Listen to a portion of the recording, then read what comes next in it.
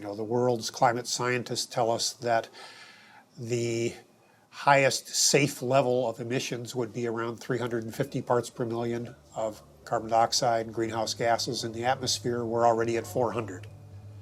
They tell us that the sort of safest we could hope to do without having perilous implications as far as drought, famine, human conflict, major species extinction would be about a 2 degrees Celsius increase in temperature. We're rapidly approaching that, and with all the built-in carbon dioxide that's already in the atmosphere, we're easily going to exceed that. So on our watch, we are facing the next major extinction of species on the Earth that we haven't seen since the time of the dinosaurs disappearing. When whole countries go underwater because of sea level rise, when whole countries find that there's so much drought that they can't feed their population, and as a result they need to desperately migrate to another country or invade another country, we're going to have climate wars in the future. And what about livestock and animal agriculture? Well, what about it?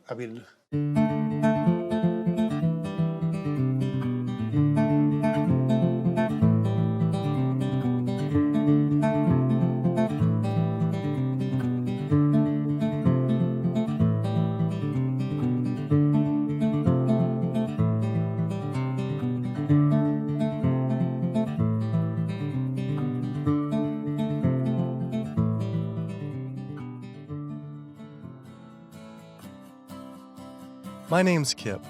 This is me. I had a cliche U.S. American childhood. My mom was a teacher, my dad was in the military, and I have one sister. I played all the sports growing up, but I always loved the outdoors and camping. Life was simple, not a care in the world. And then this guy showed up. Like so many of us, I saw his film An Inconvenient Truth about the impacts of global warming, and it scared the emojis out of me. In Al Gore's film, he describes how our Earth is in peril. Climate change stands to affect all life on this planet. From monster storms, raging wildfires, record droughts, ice caps melting, acidification of the oceans, to entire countries going underwater. That could all be caused by humans' demands on the Earth. With scientists warning unless we take drastic measures to correct our environmental footprint, our time on this planet may be limited to only 50 more years. I wanted to do everything I could to help. I made up my mind right then and there to change how I lived and to do whatever I possibly could to find a way for all of us to live together, in balance with the planet sustainably forever. I started to do all the things Al told us to do. I became an OCE, Obsessive Compulsive Environmentalist. I separated the trash and recycling. I composted, changed all the light bulbs, took short showers, turned the water off when I brushed my teeth, turned off lights when leaving a room, and rode my bike instead of driving everywhere. But as the years went by, it seemed as if things were getting worse. I had to wonder, with all the continuing ecological crisis facing the planet, even if every single one of us adopted these conservation habits, was this really going to be enough to save the world? It just seemed that there was something more to this story. I thought I was doing everything I could to help the planet. But then, with one friend's post, everything changed. The post sent me to a report online published by the United Nations stating that cows produce more greenhouse gases than the entire transportation sector. This means that raising cattle produces more greenhouse gases than all cars, trucks, trains, boats, planes combined, 13% compared to 18% for livestock. This is because cows produce a substantial amount of methane from their digestive process. Methane gas from livestock is 25 to 100 times more destructive than carbon dioxide from vehicles. Here, I'd been riding my bike everywhere to help reduce emissions, but it turns out there's more to climate change than just fossil fuels. I started doing more research. The UN, along with other agencies, reported that not only did livestock play a major role in global warming, it is also the leading cause of resource consumption and environmental degradation destroying the planet today. How is it possible I wasn't aware of this? I thought this information would be plastered everywhere in the environmental community. I went to the nation's largest environmental organizations' websites, 350.org, Greenpeace, Sierra Club, Climate Reality, Rainforest Action Network, Amazon Watch, and was shocked to see they had virtually nothing on animal agriculture. What was going on? Why would they not have this information on there? It seemed the main focus for many of these groups was natural gas and oil production, with fracking being the latest hot issue due to water usage and contamination. Hydraulic fracturing for natural gas uses an incredible amount of water. A staggering 100 billion gallons of water is used every year in the United States. But when I compared this with animal agriculture, raising livestock just in the US consumes 34 trillion gallons of water. And it turns out the methane emissions from both industries are nearly equal. Living in California, a state plagued by drought and water shortages, water use is a major concern for many of us. The average Californian uses about 1,500 gallons per person per day. About half of that is related to the consumption of meat and dairy products. So meat and dairy products are incredibly water intensive, in part because the animals are using very water intensive grains. That's what they eat. And so all of the water embedded in the grain and that the animal eats essentially is considered part of the virtual water footprint of that product. I found out that 1/4 pound hamburger requires over 660 gallons of water to produce. Here I've been taking these short showers trying to save water, and to find out just eating one hamburger is the equivalent of showering 2 entire months. So much attention is given to lowering our home water use, yet domestic water use is only 5% of what is consumed in the US versus 55% for animal agriculture. That's because it takes upwards of 2,500 gallons of water to produce 1 pound of beef. I went on the government's Department of Water Resources Save Our Water campaign, where it outlines behavior changes to help conserve our water, like using low-flow shower heads, efficient toilets, water-saving appliances, and fix leaky faucets and sprinkler heads, but nothing about animal agriculture. When I added up all the government's recommendations, I was saving 47 gallons a day. But still, that's not even close to the 660 gallons of water for just one burger.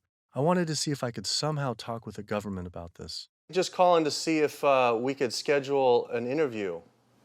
Yeah, that would be good. What does your schedule look like this afternoon or tomorrow afternoon? Tomorrow afternoon could be good.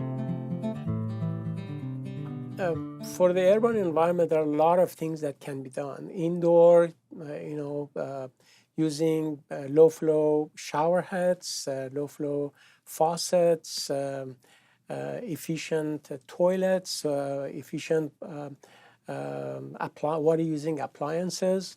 All those are really good areas that can help quite a lot. But the biggest water savings is from outdoors. We have to be mindful of the way we use water. We have to use it as efficiently as possible. We have to protect its quality, and we have to be good stewards of the environment that depend on water. And checking the sprinklers. A lot of time we get a lot of leaks and broken sprinklers and things like that wastes water. And those are the areas that there's a lot of room for conservation. It kept on coming up. A lot was of animal agriculture. Can you comment on that at all, about how much that plays a role in water consumption and pollution?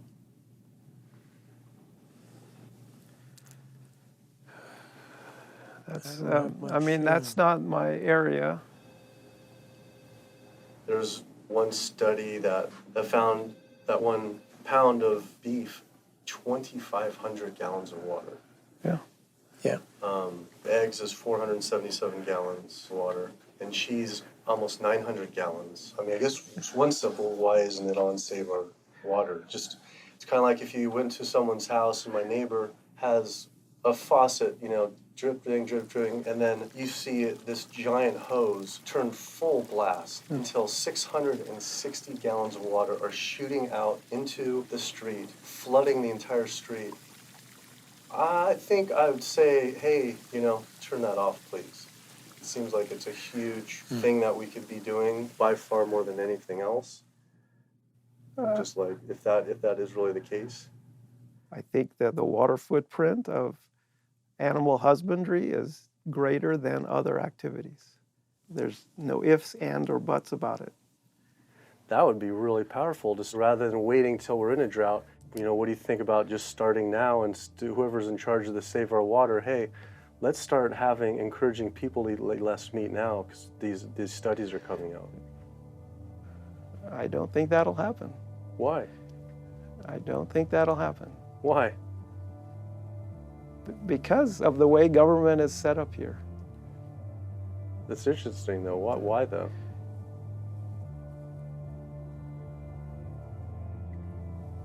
One is water management, and the other one is behavior change. Behavior of taking showers and not watering your lawn and doing all that, that's behavior. Yeah. Wow. Clearly, the government did not want to talk about this issue. Their inability to answer, along with the environmental organization's silence on the topic of animal agriculture, made it seem something more was going on. I started doing more investigating on the impacts of livestock and found out this situation was actually worse than I had thought.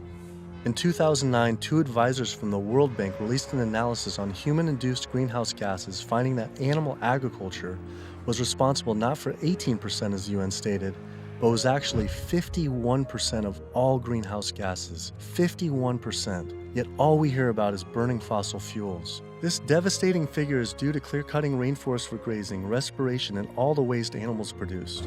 This makes animal agriculture the #1 contributor to human-caused climate change.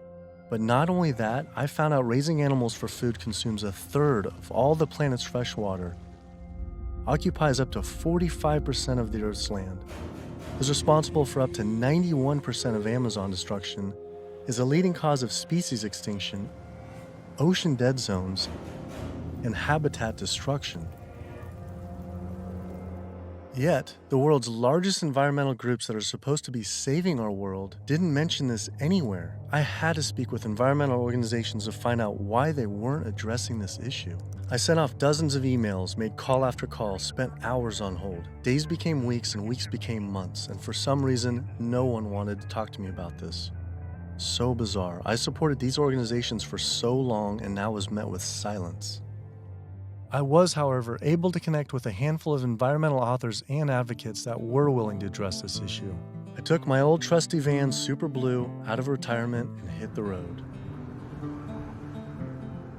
So my calculations are that without using any gas or oil or fuel ever again from this day forward, that we would still exceed our maximum carbon equivalent greenhouse gas emissions, the 565 gigatons, by the year 2030, without the electricity sector or energy sector even factored in the equation, all simply by raising and eating livestock. If you reduce the amount of methane emissions, the level in the atmosphere goes down fairly quickly and within decades, as opposed to CO2. If you reduce the emissions to the atmosphere, you don't really see a signal in the atmosphere for 100 years or so. The single largest contributor to every known environmental ill known to humankind: deforestation, land use, water scarcity, the destabilization of communities, world hunger.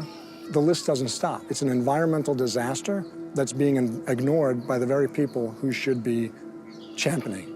Free-living animals made up, 10,000 years ago, made up 99% of the biomass. And human beings, we only made up 1% of the biomass. Today, only 10,000 years later, which is really just a fraction of time, we human beings and the animals that we own as property make up 98% of the biomass, and wild free-living animals make up only 2%. We've basically completely stolen the world, the earth, from free-living animals to use for ourselves and our cows and pigs and chickens and factory farmed fish, and the oceans have been even more devastated. Concerned researchers of the loss of species agree that the primary cause of loss of species on our Earth that we're witnessing is due to overgrazing and habitat loss from livestock production on land and by overfishing, which I call fishing, in our oceans. And we're in the middle of the largest mass extinction of species in 65 million years. The rainforest is being cut down at the rate of an acre per second. And the driving force behind all of this is animal agriculture, cutting down the forest to graze animals and to grow soybeans, genetically engineered soybeans to feed to the cows and pigs and chickens and factory farmed fish. 91% of the loss of rainforest in the Amazon area thus far to date, 91% that's been destroyed is due to raising livestock. The leading cause of environmental destruction is animal agriculture.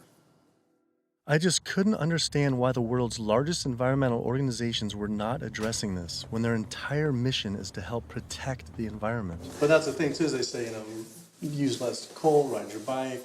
What about, eat less meat? Yeah. I think they focus grouped it and it's a political loser. In terms of, because they're membership organizations, a lot of them. They're looking to maximize the number of people making contributions, and if they get identified as being anti-meat or challenging people on their everyday habits, that's something that's so dear to people that it will hurt with their fundraising.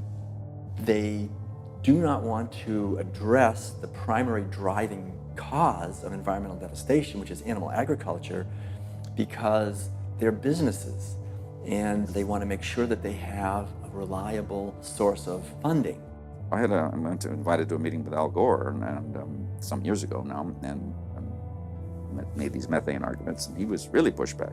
And that's just his argument. It's hard enough to get people to think about CO2. Don't confuse them. I think that the problem with a lot of organizations that are focused and have a laser focus don't go off message because they don't want to piss off another whole group of people that will make their lives difficult. If you listen to the majority of the major environmental organizations, they're not telling you to do much besides live your life the way you've been living it, but change your light bulb from time to time, drive less, use less plastic, recycle more. It's better for their fundraising and better for their profile to create a victim and perpetrator sort of plot line. It's like when we talk about the fact that when we have a dysfunctional family and the father is an alcoholic, that's the one thing no one talks about. Everybody goes around that, and yet it's the one thing that's causing the devastation in the relationships in the family, because no one wants to talk about it. How could these organizations not know? I mean, the issue is right in front of them. It's unmistakable at this point. And just like these organizations, they're falling over themselves to show the general public that climate change is human-caused. And in doing so, they completely fail to see what's right in front of them, that animal agriculture, raising and killing animals for food, is really what's killing the planet. That was it. No more emails, no more phone calls. I had enough. I realized if I wanted answers, I would have to go to these organizations' headquarters in person. Hi, how's it going?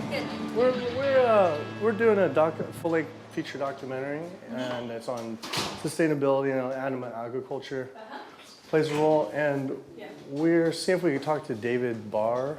David Barr? Yeah. Okay. Do you have an appointment with him?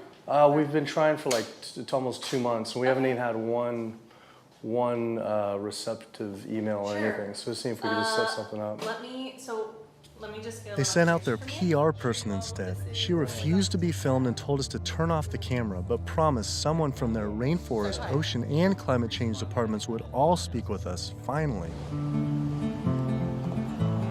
Next stop was to give Sierra Club a visit. Turns out they were a bit more receptive to me showing up at their doorstep. Hey, how's it going? With the climate change, what's the leading cause of that? Well, it's basically burning too many fossil fuels. So coal, natural gas, oil, tar sands, oil shale, all these new exotic fuels that are kind of hybrids between them. But that's basically what is loading up the atmosphere. So we have this greenhouse effect where the heat is getting trapped and the temperatures are soaring at a rate that has never existed in the history of the Earth. And what about livestock and animal agriculture? Well, what about it? I mean, we do just research. A couple of the UN report says it's more. Livestock accounts for more than all transportation put together. A recent 2009 World Watch report, livestock causes 51% of all greenhouse gas emissions. Yeah, well, it is a big issue, and we need to address that as well. But, there's just so many different potential sources of methane and carbon emissions. If the number one leading cause is animal agriculture and meat consumption, then doesn't that need to be the number one focus, if not the number two? Well, That's your assessment. Our assessment is different. That was bizarre. So Greenpeace got back with me today and said, "It was great to meet with you yesterday. I've spoken with various people here at Greenpeace about your request, but I'm afraid we're not going to be able to help this time. Thanks again, and we wish you the best of luck." Greenpeace's response reminded me of the statistic that 116,000 pounds of farm animal excrement is produced every second in the United States alone. That is enough waste per year to cover every square foot of San Francisco, New York City, Tokyo, Paris, New Delhi, Berlin, Hong Kong, London, Rio de Janeiro, Delaware, Bali, Costa Rica, and Denmark combined. Livestock operations on land has caused created more than 500 nitrogen-flooded dead zones around the world in our oceans, comprise more than 95,000 square miles of areas completely devoid of life. So any meaningful discussion about the state of our oceans has to always begin by frank discussions about land-based animal agriculture, which is not what our conservation groups, Oceana being the largest one in the world right now, the most influential, as well as others, that's not what is at the apex of their discussions. I went on my favorite ocean protection organization's website, Surfrider Foundation, to see what they were doing about this. Mostly what I found were campaigns about plastic bags and trash, but nothing about animal agriculture. What is the number one coastal water quality issue polluter? I mean, a lot of it, it's actually, we call it the toxic cocktail, because it really is this sort of diffuse source. So it's, heavy metal from tires and brakes and cars, heavy metals. It is these herbicides and pesticides. So it's really just, it's kind of picking up the everything we leave on the ground and collecting it together and pushing it out into the ocean. So it's hard to actually target one thing. When we're doing our research on this particular one and runoff, and just kind of increasingly as we're interviewing more and more people, it keeps coming up. The animal agriculture as being, and we read animal agriculture as being the number one water polluter, considerably by more than any other. Yeah, that's interesting. I think, I guess it depends on the regions that you focus on, like the urban areas, which is sort of like where we are here in Southern California. We don't see that because there's not a lot of sort of agricultural farms. But if you look in the mid-Atlantic, sort of Maryland, Virginia, North Carolina, that region, I know there's a lot of poultry farms and a lot of hog farms, and it's a huge waste issue. I was surprised that not only did they not focus on farm runoff, but they also didn't mention any campaigns about how our oceans are in near collapse. The UN reported that 3/4 of the world's fisheries are overexploited, fully exploited, or significantly depleted due to overfishing. The oceans are under siege like never before, and marine environments are in trouble. And if we don't wake up and do something about it, we're going to see fishless oceans by the year 2048. That's the prediction from scientists. The fact that when people look at fishing, sometimes they're only looking at the fact of the animals who are actually consumed by humans, and we're not necessarily looking at all the animals who are caught in the drift nets, all the other animals who are killed in the industry. And when you look at even the shrimping industry has done a lot to devastate the planet as well in terms of breaking down natural barriers that we have to protect the islands. We're at over 28 billion animals were pulled out of the ocean last year. They're not ever given a chance to recover. They can't recover. They don't multiply that quickly. They don't come back. We're not giving them an opportunity. The oceans are in complete collapse. The large fish species are nearing extinction. The way fishing is done today to feed the demand for 90 million tons of fish is primarily through massive fish nets. For every single pound of fish caught, there's up to 5 pounds of untargeted species trapped, such as dolphins, whales, sea turtles, and sharks, known as bykill. If we were to imagine this same sort of practice happening on the African savanna, targeting gazelle, but in the process scooping up every single lion, giraffe, ostrich, and elephant, nobody would stand for it. Yet, this is what is happening in our oceans every single day. Between 40 and 50 million sharks each year are killed in fishing lines and fishing nets as bykill. then their fins might be cut off or not cut off, but they're caught initially as bykill. And it's from fishing. It's from fishing in a sustainable manner, in many cases, for fish that are labeled sustainable by, for instance, Oceana and these sustainable certified organizations. So my thought is that why would we want to stop at banning shark fin soup if you're concerned about sharks, which all these organizations are and most of the public at large is now. If we really are concerned about sharks, we would ban fishing. I went on the world's largest ocean conservation group's website, Oceana, to see what they were doing about this. On their site, along with a TED Talk by CEO Andy Sharpless, I was astounded to read they actually recommend that one of the best ways to help fish is to eat fish. With the world's fish population in near collapse, this seems like saying the best way to help endangered pandas is to eat pandas. I couldn't understand how Oceana could say we could remove close to 100 million tons of fish per year, and that could somehow be sustainable and good for our oceans. Many of the species that are nearing extinction have done so, are being ravaged and becoming nearly extinct in a declining fashion and haven't recovered on the watch of Oceana and on the watch of Marine Stewardship Council and very much on the watch of Monterey Bay Aquarium Seafood Watch, which I mentioned in one of my lectures. That's they're aptly named because that's what they're doing. They're sort of watching this happen instead of aggressively halting it. I mean, according to the United Nations Food and Agriculture Organization, roughly 3/4 of all the fisheries out there are either fully exploited or overexploited. So there's really not a whole lot of fish stocks out there that you might consider at healthy levels for the ecosystem. Watching Andy's TED Talk about feeding the world, in 1988 fish catch, as you mentioned, peaked at 85 million tons. How is it possible that we can sustainably catch 100 million tons by 2050, regardless if it's in a farm or if it's in the ocean? If for every pound of fish you're taking out, you're essentially taking out 5 pounds of wild fish, no matter whether it's a pond or it's in the ocean. How can that be sustainable?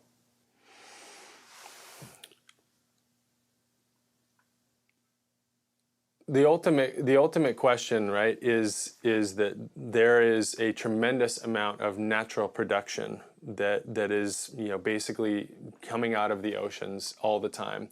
So we have a massive amount of upwelling from our ocean conveyor belt that's bringing up ancient 1,000-year-old nutrients, and our ecosystems are turning that into fish. Yes, they're eating each other, and you're losing some of that production every step up in the food chain, but you get more every year. You can fish and take some out, and next year there will be more.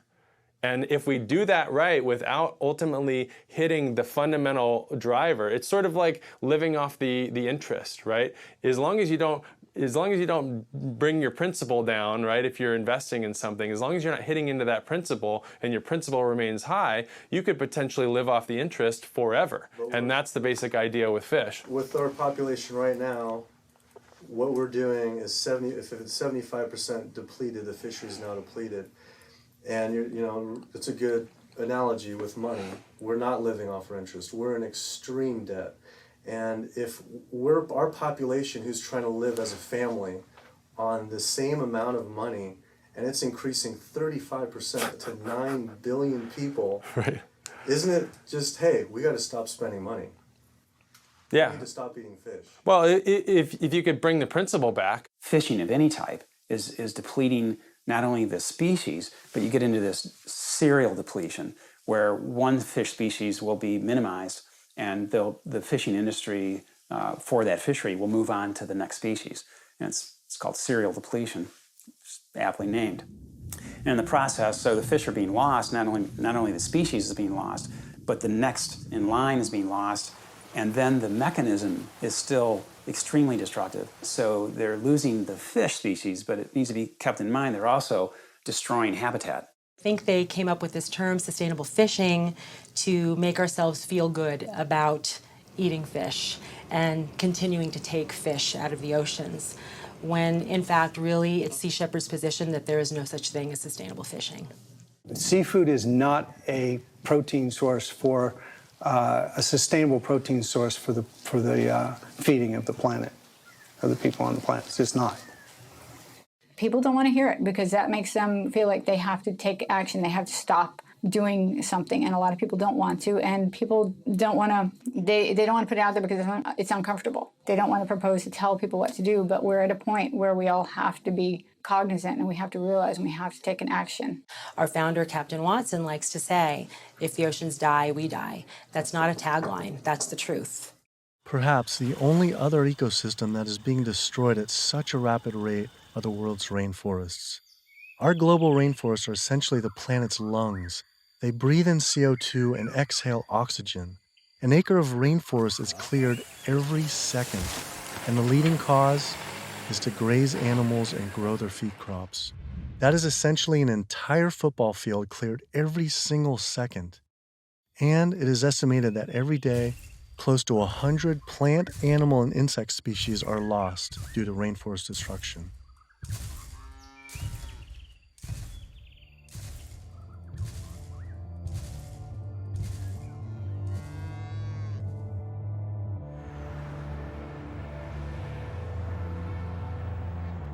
What is the leading cause, absolute leading cause of rainforest destruction? Human intervention into rainforests is the leading cause. And so it's either for logging or it's for agribusiness. And that's when you're looking at the top global drivers, it will vary a bit by the rainforest that you're talking about.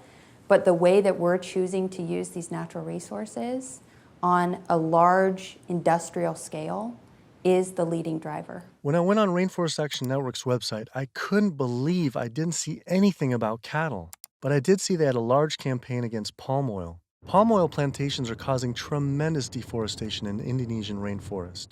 It is estimated that palm oil is responsible for 26 million acres being cleared. Though, compared to livestock and their feed crops, they were responsible for 136 million acres of rainforest lost to date. But on their website, I was shocked to find cattle was not included as one of their 4 main key issues. Instead, they focused on palm, pulp and paper, coal, and tar sands. How could they not have the leading cause of rainforest destruction? I had to wonder, why focus on fossil fuels and not cattle? Is it more fossil fuels or is it more animal agriculture? I don't know why we would ever do a one or the other. I'm just wondering, what more is it? I don't necessarily know what it is. Could the executive director of one of the world's largest rainforest protection groups honestly not know what was going on? Or even worse, were they hiding it on purpose? And if so, why? I immediately went to Amazon Watch to see if they would say what the leading cause of rainforest destruction truly is. The most biologically and culturally diverse place on the planet is under massive attack right now. The Amazon rainforest itself could be gone in the matter of the next 10 years. What is the leading cause of rainforest destruction? The leading cause of rainforest destruction, I would say, well, just to put it into the context of what Amazon Watch works on, there's many drivers of deforestation, as we call them. Many different reasons and ways that the rainforests are destroyed.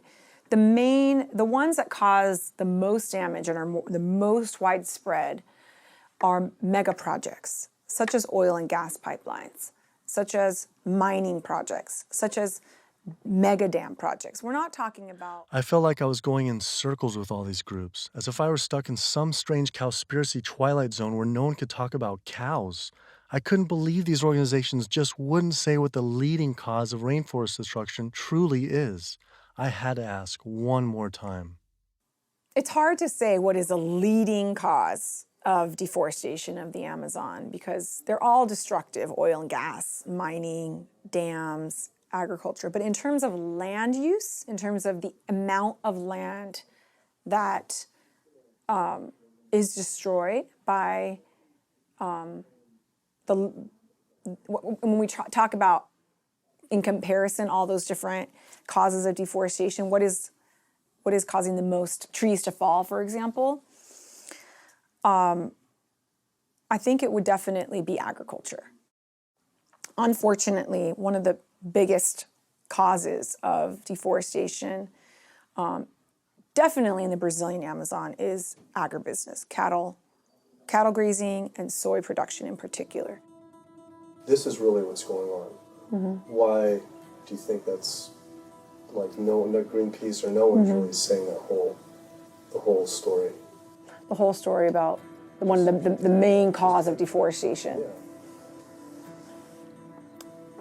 And I think you brought up some really good points about why isn't anybody doing anything about this? And I think in Brazil in particular, I think when we look at what happened after the Forest Code was passed, and people who were standing up against the lobbyists and the interests, the special interests, the cattle industry, the agribusiness industry, what was happening to them? A lot of people who were speaking out got killed. And if you look at, say Carlos, you look at Claudio, there's people who are putting themselves out there and saying, cattle ranching, is destroying the Amazon. A lot of those people who are really putting themselves out there, and look at Dorothy Stang, the nun who lived out in Pará, who was killed. A lot of people will speak up. A lot of people just keep their mouths shut because they don't want to be the next one with the bullet to their head. Sister Dorothy Stang was a US-born nun living in the heart of the Brazilian rainforest. Her life's work was to protect the Amazon.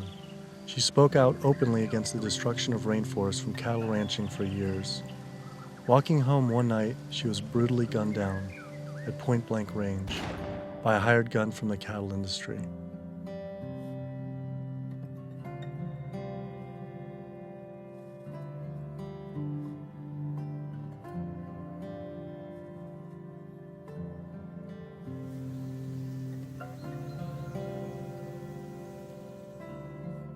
After Greenpeace's initial denial for an interview, I wrote again, begging they reconsider.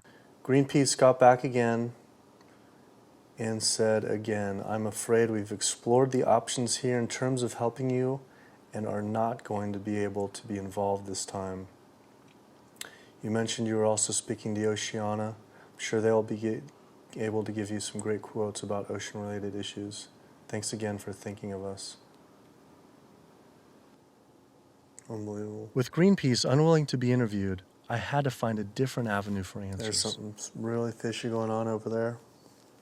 Fortunately, I found a former Greenpeace board of director who now speaks openly about the industry. Environmental organizations, like other organizations, are not telling you the truth about what the world needs from us as a species. It's so frustrating when the information is right before their eyes. It's documented in peer-reviewed papers and journals.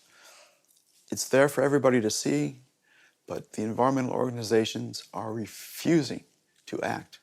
Nowhere do you find in their policies, and nowhere do you find in the Greenpeace mission that diet is important, that animal agriculture is the problem. They are refusing, like other environmental organizations, to look at the issue. The environmental community is failing us, and they are failing ecosystems. And it's so frustrating to see them do this.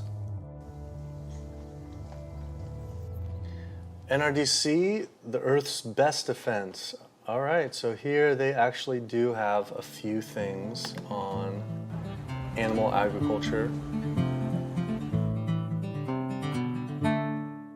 The leading cause of environmental degradation is too much pollution and too many engines churning too fast in too many places around the globe. Lately, in 2009, a World Watch report that livestock causes 51% of greenhouse gas emissions, and transportation is around 13, and then the low end, the UN was around 18 to 30, which is more than all transportation, all put together. Internationally or nationally?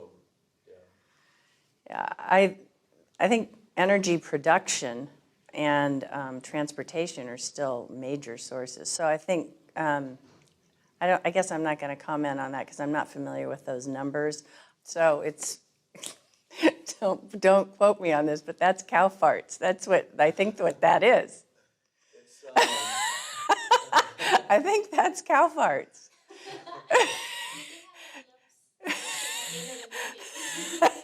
Well, that's part of the story. Methane production from cows and other livestock's flatulence is a major contributor, but mostly it is due to deforestation and the waste they produce, which is 130 times more waste than the entire human population, virtually all without the benefit of any waste treatment.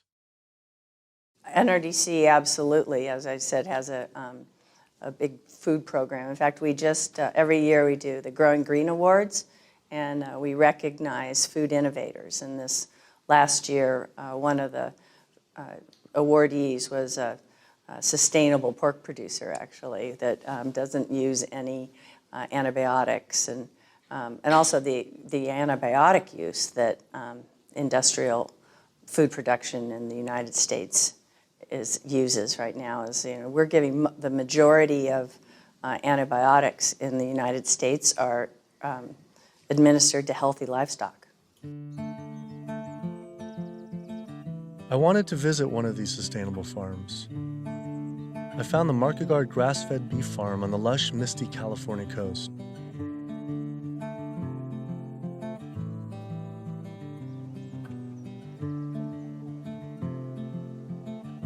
I met Eric and Donegal Markegard and their 4 children. Leah and Larry are usually up at 6 and out, milking the cows, slopping the hogs.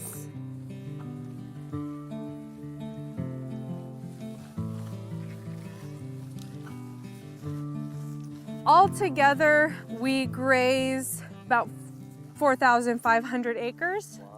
And this is our home ranch, and this is 952 acres of that.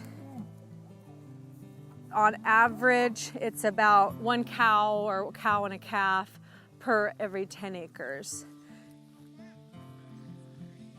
We would produce annually roughly 80,000 pounds of finished plate-ready meat.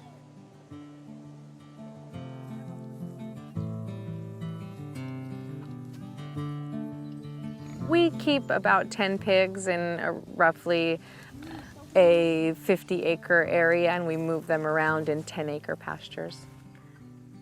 Some people think that pigs are dirty and gross, but I really like them. They know people, and they'll be friends and really nice.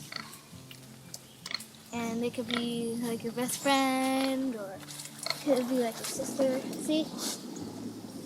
They know you when you get to know them. I mean, I shouldn't be bonding, but you have to have nice pigs. Why shouldn't you bond with them? Well, because they're gonna turn into bacon. Oh. But These pigs are about 7 months old now. So these bigger ones are getting ready to be killed. Those 2 smaller ones there, you know, they could grow up a few more months. I love animals, and that's why I'm in the meat business. It's what more of society needs to see, is that packaged piece of meat is a living animal, living and breathing creature that, yeah, it's hard. It's hard. But like what Donegal said earlier, we do it because we love them. With the land use, there's anywhere between, with industrial, as low as 2 to 2.5 acres per cow, all the way up to some, depending, it's not as lush as this, up to 35 acres. Yeah, we have a ranch in South Dakota that's 50 acres. 50 acres per? Yeah, it's about 50 acres, yeah. And why is that? Same thing, it was just farmed and robbed of all the nitrogen, you know, the It's land also was abused, seasonal, and right? it's also seasonal. Is it possible, and is it practical for the whole world to, say, have grass-fed cattle? And like, say, Brazil, where, you know, 80%, supposedly 80% of the rainforest was destroyed for cattle. What are your thoughts on that? They shouldn't be eating beef. If their environment wasn't designed to raise beef, then they shouldn't be eating it. Yeah. How do you offset the carbon footprint of livestock?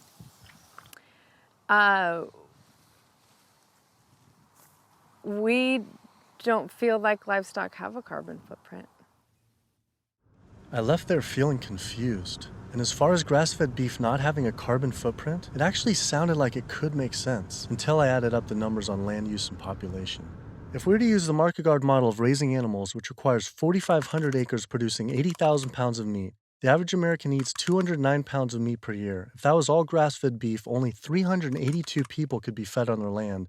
That equates to 11.7 acres per person times 314 million Americans, which equals 3.7 billion acres of grazing land.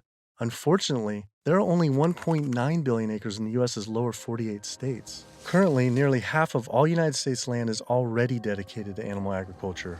If we were to switch over to grass-fed beef, it would require clearing every square inch of the United States, up into Canada, all of Central America, and well into South America. And this is just to feed the United States' demand on meat. But that figure doesn't even take into consideration that much of that land isn't suited to graze livestock. We would have to convert all mountain ranges to grassland, clear ancient forests and national parks to grazing, and demolish every city just to make room to graze cows. Just like Brazil, the United States isn't suited to meet the demands for meat. It takes 23 months for a grass-fed animal to grow to the point, to the size and age that it's slaughtered, whereas a grain-fed takes 15 months. So that's an additional 8 months of water use, land use, feed, waste, and in terms of a carbon footprint, it's a huge difference. Turns out, due to land use, grass-fed beef is more unsustainable than even factory farming. I had to come to terms with the fact there was no way to sustainably raise enough animals to feed the world's current demand on meat, and had my doubts on dairy as well. But I did want to talk with a premier organic dairy company to see if they believed their product was sustainable for the world's population.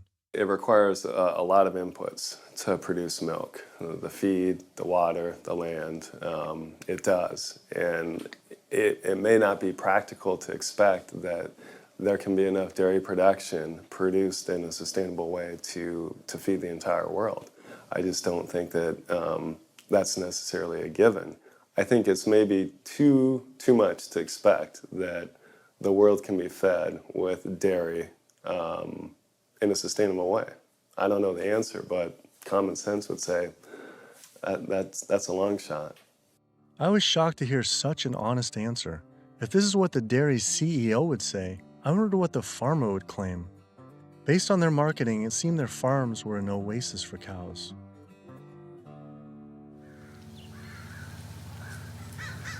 It was not what I expected.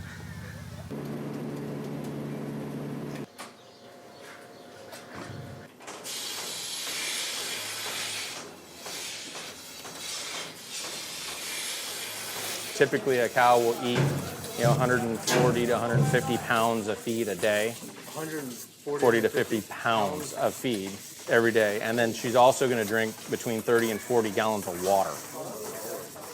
Probably go through about 20 tons per week. 20 tons of grain per week. Primarily for our milking cows, so about 250 cows. Yeah, so the biggest part of sustainability to me, the number one thing on the list should be profitability. So how the process completely works from start to finish is the cow needs to have a baby in order to give milk. And so she'll have her baby. That baby's going to stay with the mother for at least 2 days. The babies will go off to our calf raising facility, so they have an individual hutch that they'll be raised in. Since we're a dairy, it's only the girl cows that give us milk. So the boys on typical dairies, they're sold off to beef raising facilities. But we do keep approximately half, and we raise them for 2 years and sell them as organic grass-fed beef. So all dairy cows eventually go to the beef industry? Mm-hmm. At some point in time, she's really going to drop off, and so you have to make a business decision at that point. Are you going to keep investing in her, to give milk, or are you going to sell her off again to another dairy or into the beef industry?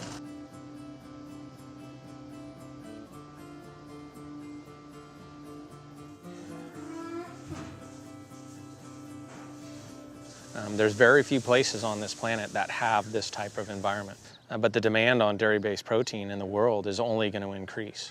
And there's not enough land on the planet to do this type of dairying around the world. It's just the environment is not going to be that way. The land's not there. So I guess on a global scale, a conclusion would be dairy is not sustainable. Unless we start digging up houses and putting pastures back. And the only way to start digging up houses and development is to have less people.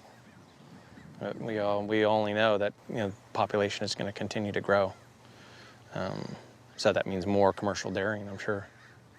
Either that or some lower demand by the people. Yeah, or some other product's going to take its place. I mean, we see there's all sorts of soy milks and almond milk and a lot of other products that are coming out, and different blends. Where you take juices and proteins, and I think you'll see a lot more of that. He was right. How could cow's milk be sustainable? For when 1 gallon of milk, it takes upwards of 1,000 gallons of water to produce. Doing research on grass-fed livestock, I kept coming across the work of Alan Savory. Almost a third of the planet's land is becoming desert, with a vast majority due to livestock grazing. Savory claims that the best way to reverse this desertification is to actually graze more animals. This reminded me of Oceana saying the best way to help fish is to eat fish. This is the same man, during the 1950s, working as a research officer for the game department of what is now Zimbabwe, came up with a theory, in spite of scientific evidence, that actually elephants were the cause of desertification there. And his solution was convincing the government to kill 40,000 elephants. Yet, after 14 years of relentless slaughter, the conditions only got worse. His theory was wrong. The culling finally ended, but not until tens of thousands of elephants and their families were killed. This is not someone I would ever take ecological advice from.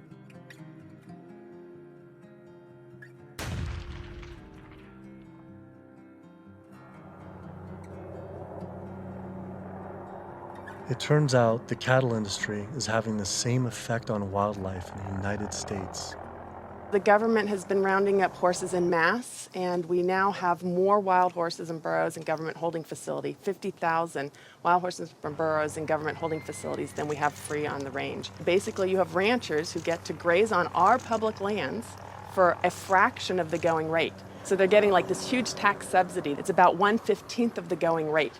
And what the Bureau of Land Management has to do is say how much forage and water is on the land, and then they divvy it up. They give so much to the cows, so much to wildlife, and so much to the wild horses and burros.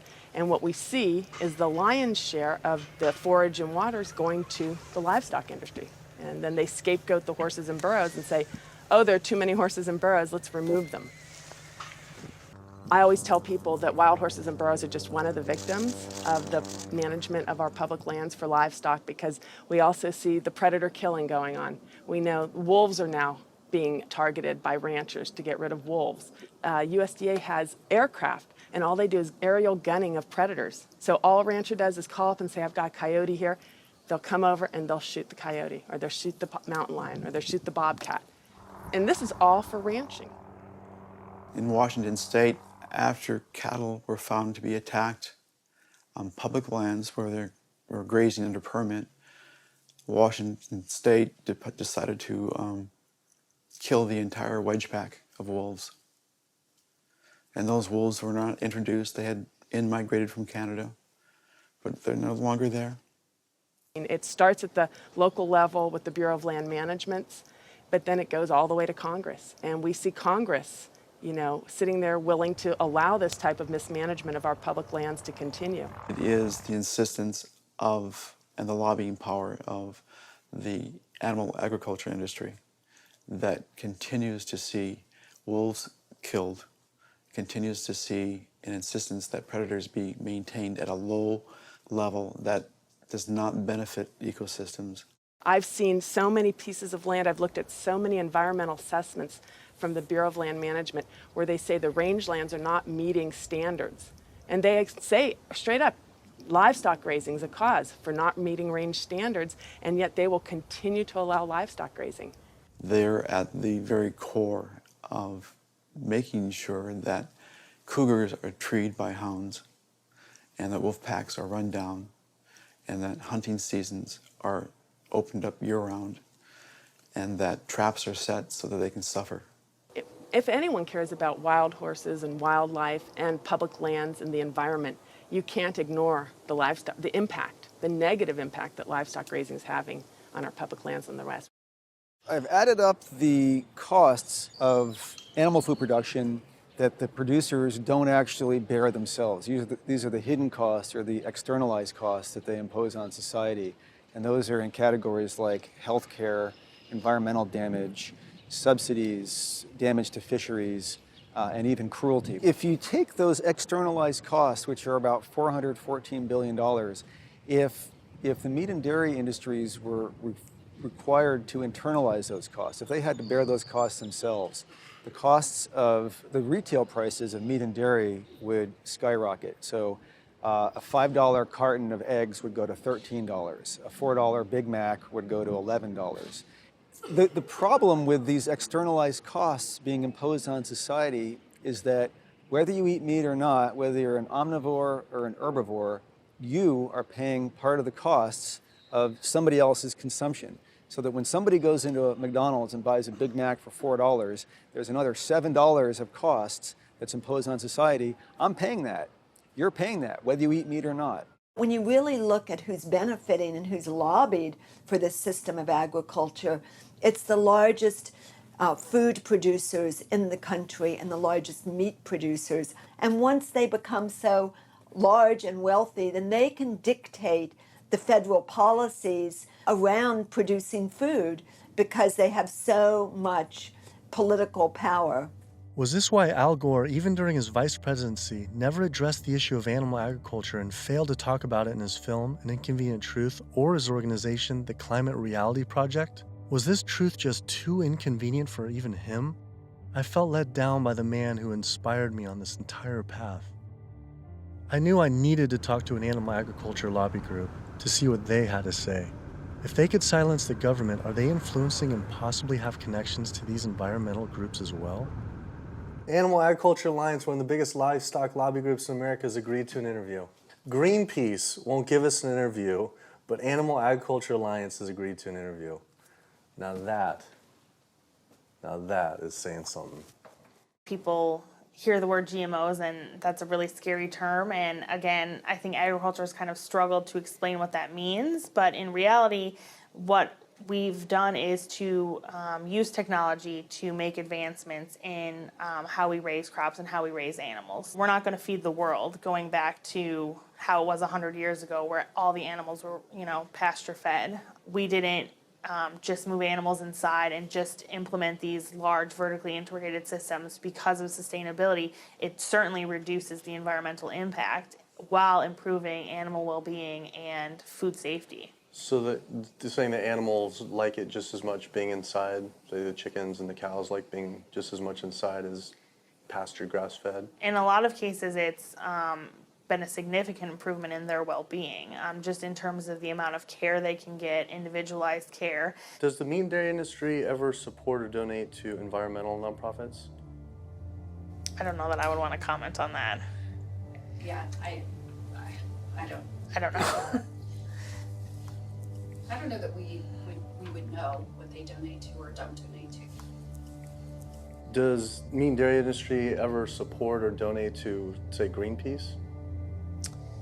Again, I don't know that I would feel comfortable. Hey, sorry we didn't get back to you earlier. I have some bad news. Unfortunately, we are no longer able to fund your film project. We had a meeting, and due to the growing controversial subject matter, we have some concerns and have to pull out. Why was this subject so controversial? The first person I could think to speak with was Howard Lyman, who had been sued by cattlemen for simply speaking the truth about animal agriculture on the Oprah Winfrey Show. I was born on the largest dairy farm in the state of Montana in 1938.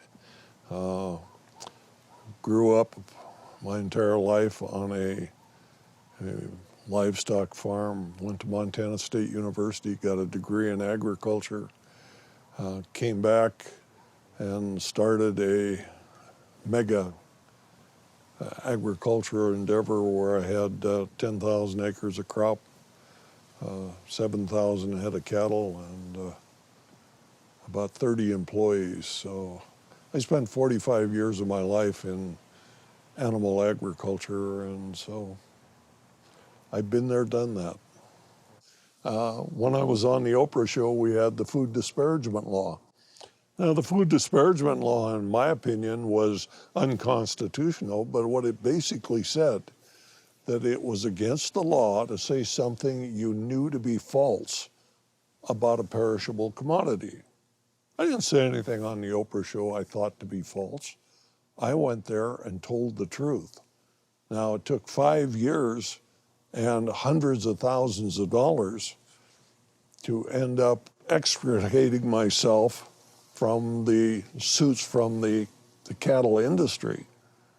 But if I was to go on the Oprah show today, say exactly the same thing today that I said back then, I would be guilty. And for me, when they were talking about the food disparagement law, it was the fact of whether I told the truth or not. You can go today and tell the truth, and you will be guilty, because if you cause a disruption in the profits of the animal industry, you're guilty under the Patriot Act. Do you think there should be any concern of us making this documentary? Of course. If you don't realize right now that you're putting your neck on the chopping block, you know, you better take that camera and throw it away. The animal agriculture industry is one of the most powerful industries on the planet. I think most people in this country are aware of the influence of money and industry on politics, and we really see that clearly on display with this industry in particular. Most people would be shocked to learn that animal rights and environmental activists are the #1 domestic terrorism threat, according to the FBI. And why is that?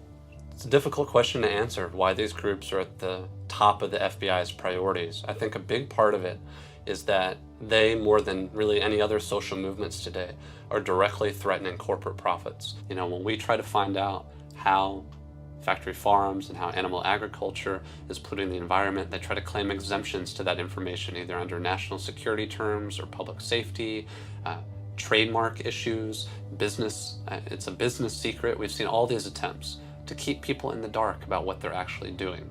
You know, one of the largest industries on the planet with the biggest environmental impact, trying to keep us in the dark about how it's operating. Through the Freedom of Information Act, we obtained documents from the Counterterrorism Unit that show they are monitoring my lectures, media interviews like this one, my website, my book. Are we at risk filming this and showing it? You're going up against people that have massive legal resources. I mean, it's just overwhelming, the amount of money at their disposal, and you have nothing. And I think that fear is a big part of the tactic as well. Will was right. I was scared. When I learned about the activists being killed in Brazil, I was disturbed, but I felt removed. But to learn about American activists and journalists being targeted by the industry and FBI, my funding being dropped, I was genuinely worried and it hit close to home. Was this why no one was willing to talk about the issue? I decided to take precautionary measures with all the footage I shot.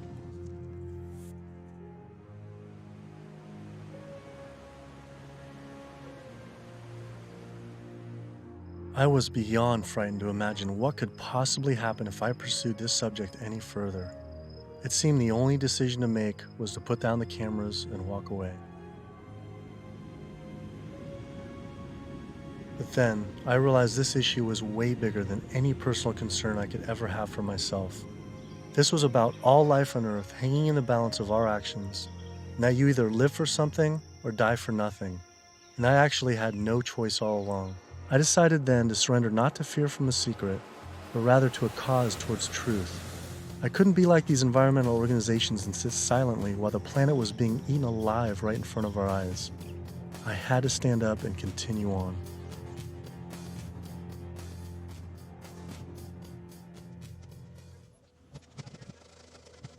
Some people would say the problem isn't really animal agriculture, but actually human overpopulation.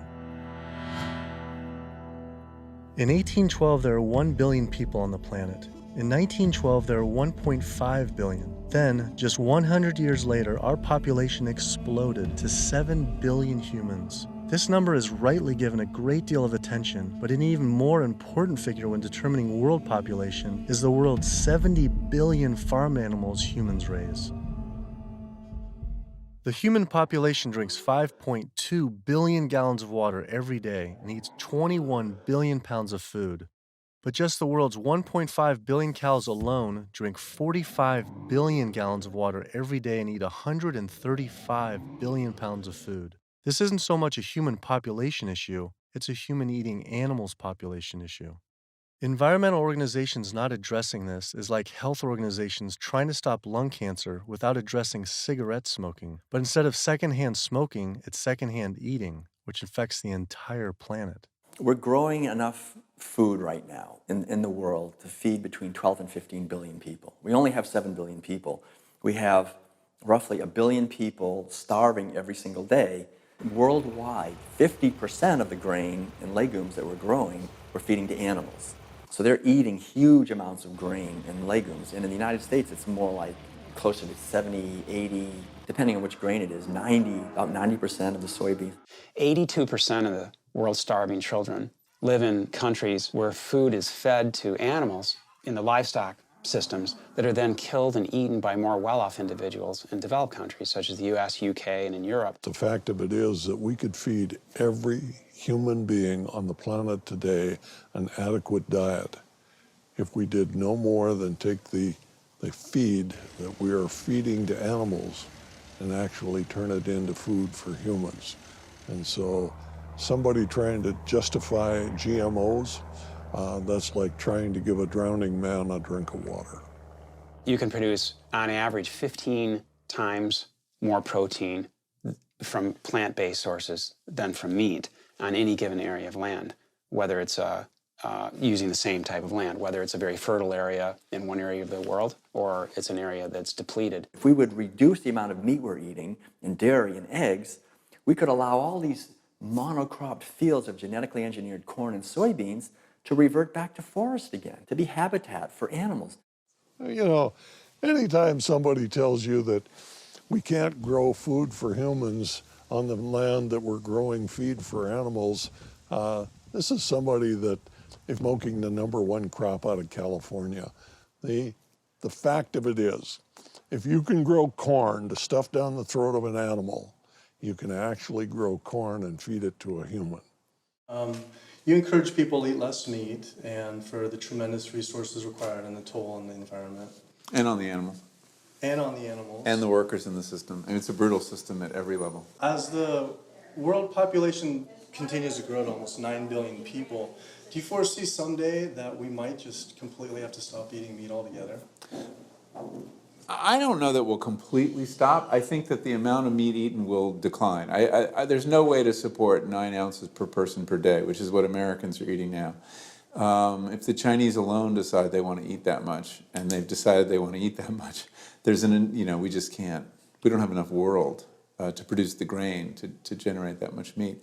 I think a plant-based diet is the most sustainable. But what do you recommend for 9 billion people can eat for the planet to not only sustain but to thrive? Would you throw out a number like an ounce, 1 ounce? Per meat? And including dairy, I don't think I don't know enough. But yeah, it would be on the order of a couple ounces a week. It's not going to be the way we're eating it now. We're gorging on meat. We're eating huge amounts. And does that include cheese too? Yeah. 2 ounces total?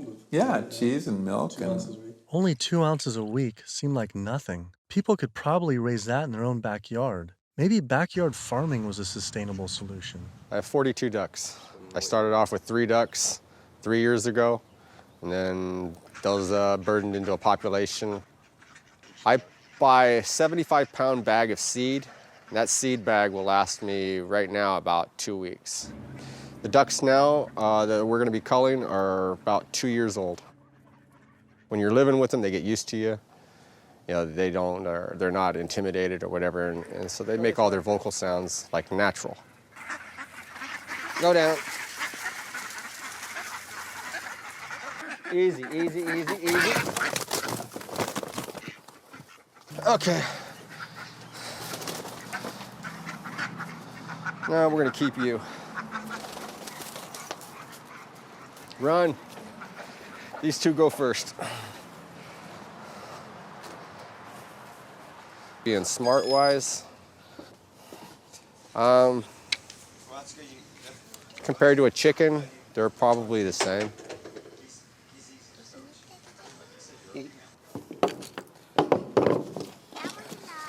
Yeah, he is. Alrighty. Okay. Right there.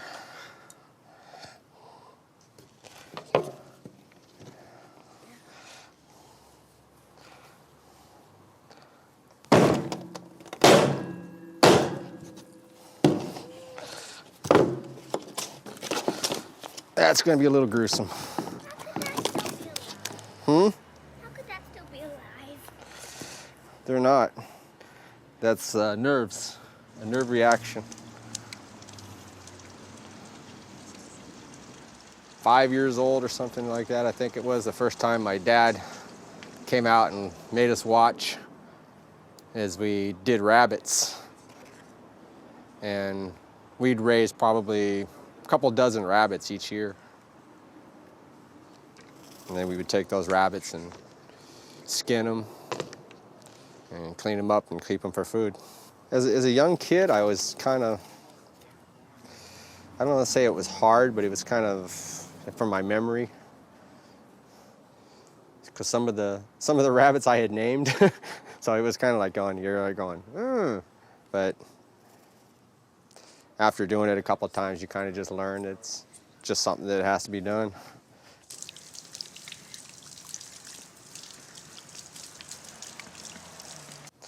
Not the fingers.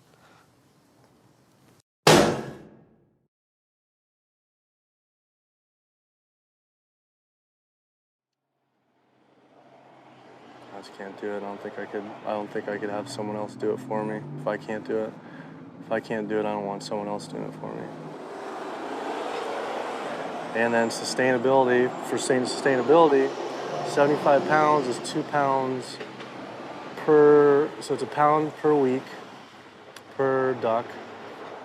52 weeks, 110, so it's 110 pounds of food for 1 to 1.5 pound of meat.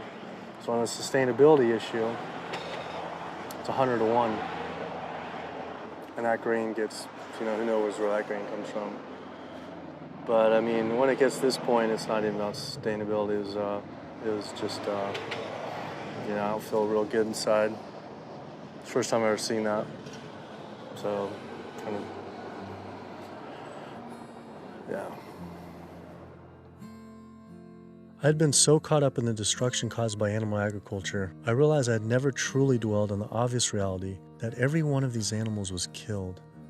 It was always a disconnected, abstract fact of eating meat, but when it became personal, face to face, the story changed.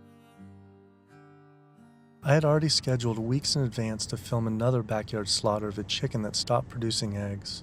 I didn't know how I was going to possibly go through another slaughter. So I didn't.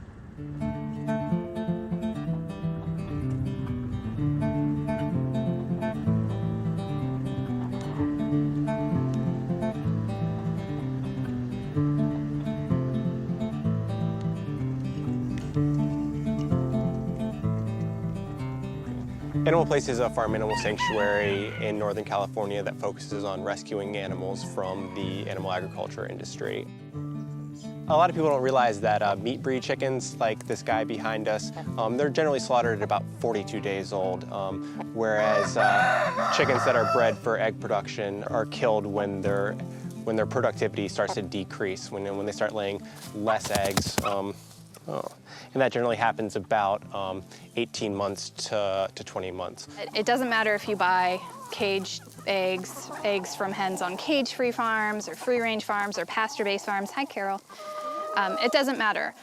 It turns out there's a successful movement of sustainable animal alternative food producers based right here in California, funded by big names like Bill Gates and Biz Stone.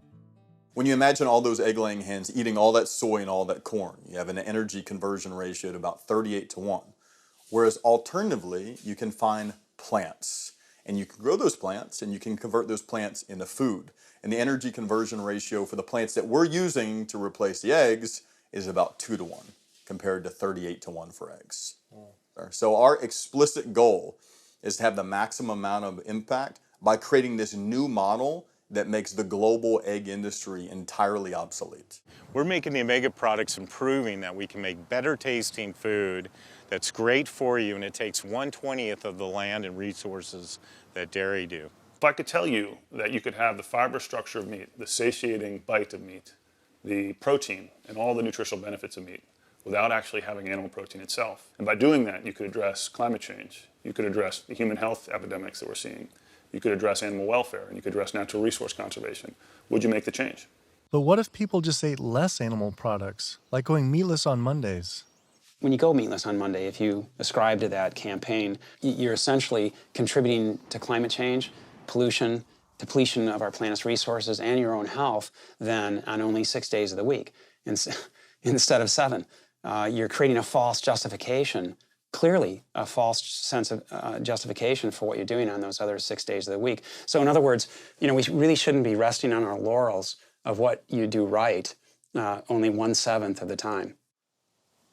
You can't be an environmentalist and eat animal products, period. Kid yourself if you want. If you want to feed your addiction, so be it. But don't call yourself an environmentalist. I knew I had to stop eating all animal products. I wanted to help the planet be sustainable, but I needed to sustain myself. I had doubts about being healthy and not eating meat, dairy, and eggs. All I knew was a standard American diet I grew up on. Is it even possible to be a healthy vegetarian or vegan? Is it possible to be a healthy vegetarian or vegan? I became vegan for, 32 years ago now, and I run several miles every day. I go biking 40, 50 miles through the countryside. I work long hours. I feel great. It's nice waking up in a light, trim body every day. And so many of my vegan friends and patients, are just, they're thriving since their transition to a vegan diet. So yes, and I've seen vegan moms go through healthy vegan pregnancies and deliver healthy vegan children and raise them into tall, full-size, intelligent vegan adults. And yes, certainly all the nutrients are there in the plant kingdom to do this. That is correct. Think anyone should be consuming dairy? I really don't. When you think about it, the purpose of cow's milk, I did most of my growing up on a dairy farm in Wisconsin. The purpose of cow's milk is to turn a 65-pound calf into a 400-pound cow as rapidly as possible. Cow's milk is baby calf growth fluid. That's what this stuff is. Everything in that white liquid, the hormones, the lipids, the proteins, the sodium, the growth factors, the IGF, every one of those is meant to blow that calf up to a great big cow, or it wouldn't be there. And whether you pour it on your cereal as a liquid, whether you clot it into yogurt, whether you itch it into cheese, whether you freeze it into ice cream, it's baby calf growth fluid. And women eat it, and it stimulates their tissues, and it gives women breast lumps. It makes the uterus get big, and they get fibroids, and they bleed, and they get hysterectomies, and they need mammograms, and gives guys man boobs. Cow's milk is the lactation secretions of a large bovine mammal who just had a baby. It's for baby calves. I tell my patients, go look in the mirror. Do you have big ears? Do you have a tail? Are you a baby calf? If you're not, don't be eating baby calf growth fluid in any level. There's nothing in it people need. It was a relief to hear I didn't have to eat any animal products to be healthy and even thrive, but I still thought you needed animal manure to grow organic agriculture. It turns out there's an entire movement with people growing food without any animal inputs. I visited Earthworks Urban Farm in Detroit, where they are working with and growing food for the low-income community. We tend to see ourselves as individuals in a bubble, and forget that we inhabit this land and this earth with other creatures. And so we have to learn how to share more, I guess. Josh here is working on his garden. You'll be surprised what you can do with what seems to be not a lot of space. About a 4 by 8. Yeah. What's your goal this year? How much do you think you can maximize that? I would push for 100 at least. 100 At least. pounds. At least. Wow. That's amazing. So, the 1 full year after this was constructed, we doubled our yield to over 14,000 pounds of food. 14,000 pounds on Yeah. about how many acres? About 2.5. So as much food as we produce and we grow, or the earth helps us grow, is we also have to return those nutrients back to the soil. So we like to think of our work as being regenerative, that we're putting as much life-giving substance in the ground as we're taking out.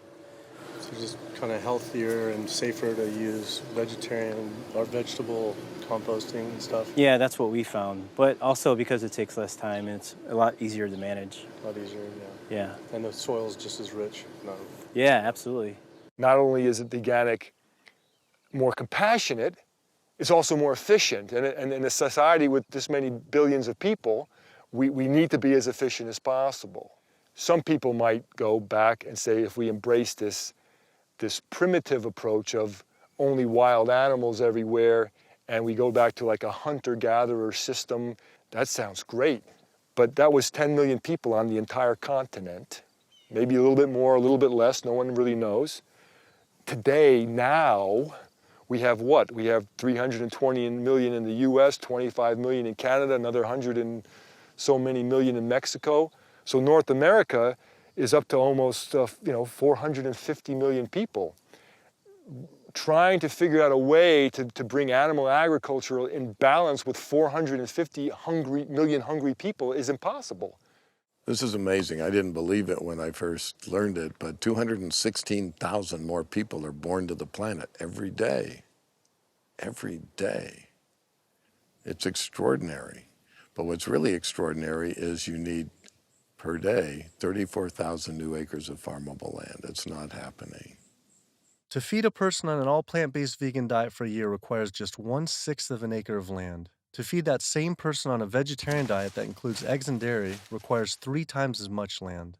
To feed an average U.S. citizen's high-consumption diet of meat, dairy, and eggs requires 18 times as much land. This is because you can produce 37,000 pounds of vegetables on 1.5 acres, but only 375 pounds of meat on that same plot of land. I also learned the comparison doesn't end with land use. A vegan diet produces half as much CO2 as an American omnivore, uses 1/11th the amount of fossil fuels, 1/13th the amount of water, and 1/18th of the amount of land. After adding this all up, I realized I had the choice every single day to save over 1,100 gallons of water, 45 pounds of grain, 30 square feet of forested land, the equivalent of 20 pounds of CO2, and one animal's life, every single day. If we all, as a society, did go vegan and we moved away from eating animal foods and toward a plant-based diet, well, what would happen? If we didn't kill all these cows and eat them, then we wouldn't have to breed all these cows because we're breeding cows and chickens and pigs and fishes. We're breeding them and, over and over again, relentlessly. So if we didn't breed them, then we wouldn't have to feed them. If we didn't have to feed them, then we wouldn't have to devote all this land to growing grains and legumes and so forth to feed to them. And so then the forest could come back. Wildlife could come back. The oceans would come back. The rivers would run clean again. The air would come back. Health would return. Renewable energy infrastructure, such as building solar and wind generators all over our country to reduce climate change, that's a pretty good idea, but it's projected to take at least 20 years. And at least minimally $18 trillion to develop. It's important to realize that we don't have that long of a time frame. We just talked about how it might be a 3 to 4 year time frame. So we don't really have 20 years, and we really don't have $18 trillion to develop these. So another solution to climate change, we could stop eating animals. And it could be done today. It doesn't have to take 20 years, and it certainly doesn't have to take $18 trillion because it costs nothing. Some people say, well, let's fix CO2 and then we can worry about the methane. Well, it's the other way around. It actually makes sense. Do something about methane because you get a response right away. Quietly and unmistakably, the most powerful thing that someone can do for the environment. No other lifestyle choice has a farther-reaching and more profoundly positive impact on the planet and all life on Earth than choosing to stop consuming animals and live a vegan lifestyle. Do you realize 75% of Americans consider themselves to be environmentalists. You don't think we couldn't solve this problem in a heartbeat? I'll tell you what, all we would need is for the environmentalists to live what they profess, and we'd be on a new course in the world. We will not succeed until we stop animal agriculture. And by succeed, I mean we will not save ecosystems to the extent necessary. We will not have enough food for people around the planet. We will not stop global warming. We will not stop pollution and the dead zones that run off all the fields of corn and soy that are grown to feed livestock. And we will not stop the hunting of wolves and other predators. Now, organic farming is one major positive step in the right direction, but we need to keep walking. We need to get beyond organics. We need to get to sustainability.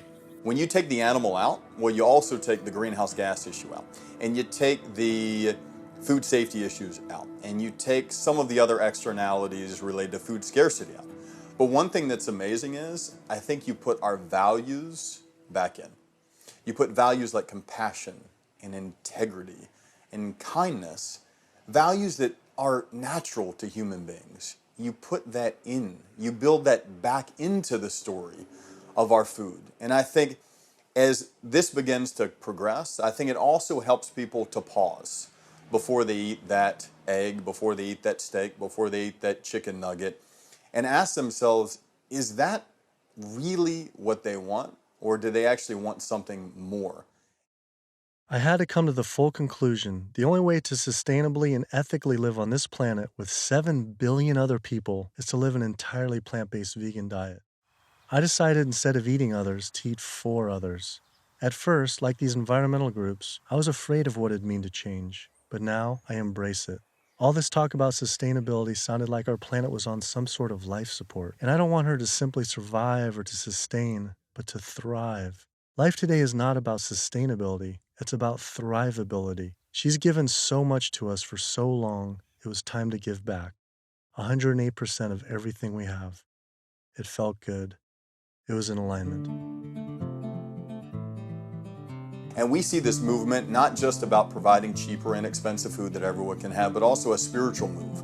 A move towards understanding who we really are and how we can really connect to each other. Do what you can do as well as you can do it every day of your life, and you will end up dying one of the happiest individuals that ever died. We become part of a gathering momentum of other people that's happening. This is really what's happening. This is the news. Selflessness is a nice way to be. It has all these benefits for yourself as well as the planet and other people. So it's a beautiful way to live. Ecologically, it just feels better. This is about massively transforming how our society eats because it's a necessity. It's acting on what we know and acting kindly and gently on the whole planet and with other people to accomplish the goals of living better. We can do it, but we have to choose to do it. You can change the world. You must change the world.